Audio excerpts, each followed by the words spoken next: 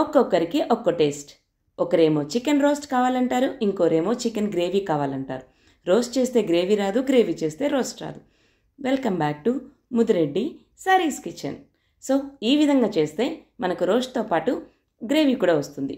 So stove మీద బాండి పెట్టి ఆయిల్ వేసి బిర్యానీ ఆకు, చెక్క, లవంగం, 2 పచ్చిమిర్చి, 7-8 టమోటాలను కట్ చేసి ఇలా ఆయిల్లో ఫ్రై చేయండి. ఈ టమోటాలు ఎందుకు ఇన్ని వేశాను అంటే గ్రేవీ కూడా వస్తుంది. అలానే కర్రీలాగా రాదండి. చూడండి, మీరే చూస్తే చాలా బాగుంటుంది. ఆ గ్రేవీ ఒక్క పుట్టుకు వస్తుంది, అడ్జస్ట్ చేసుకోవచ్చు. టమోటాలు కాస్త మగ్గిన తర్వాత ఉప్పు, పసుపు, కారం, ధనియాల పొడి వేసేసేయండి. చూడండి ఇలా. సో 2 స్పూన్ల కారము, 2 స్పూన్ల ధనియాల పొడి, 1 స్పూను ఉప్పు, కొంచెం పసుపు వేయండి. దాంతోపాటు 2 స్పూన్ల అల్లం వెల్లుల్లి పేస్ట్ వేసి బాగా ఫ్రై చేయండి. టమోటాలంతా బాగా మెత్తబడాలన్నమాట, స్మాష్ అయినట్టు రావాలి. చూడండి అయిపోయింది. టమోటా ప్యూరీ లాగా అయిపోతుంది దాదాపుగా. ఈ స్టేజ్లో మనము ముందుగా చికెన్ని బాగా కడిగి పెట్టుకోవాలి. దాన్ని ఇందులోకి వేసేసేయండి. నేను 1 kgతో చేస్తున్నాను, మీరు కూడా 1 kgతో చేసుకోవచ్చు. ఒక్క పూట గ్రేవీ హ్యాపీగా తినచ్చు. 3-4 ఉన్న ఇంట్లో బాగా సరిపోతుంది. సో చూడండి, చికెన్ని వేసి హై ఫ్లేమ్ మీద చికెన్ని వేయించండి.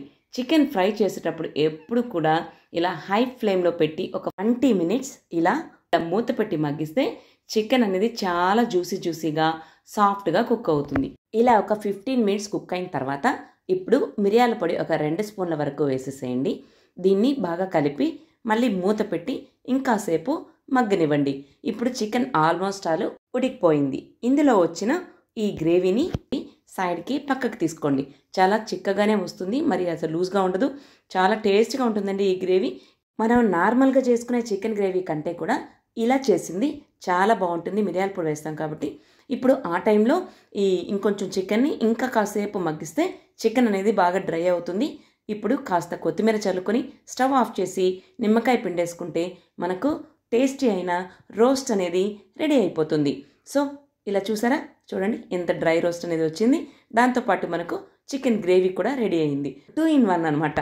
ఒకే దెబ్బకి 2 పిట్టలు.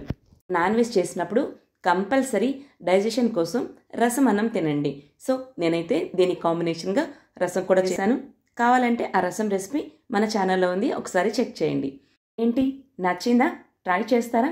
సో మన ముదిరెడ్డి సారీస్ కిచెన్ని ఫస్ట్ టైం కనుక చూసినట్లయితే సబ్స్క్రైబ్ చేసుకొని మీ ఫ్రెండ్స్ అండ్ ఫ్యామిలీ మెంబర్స్కి షేర్ చేయండి.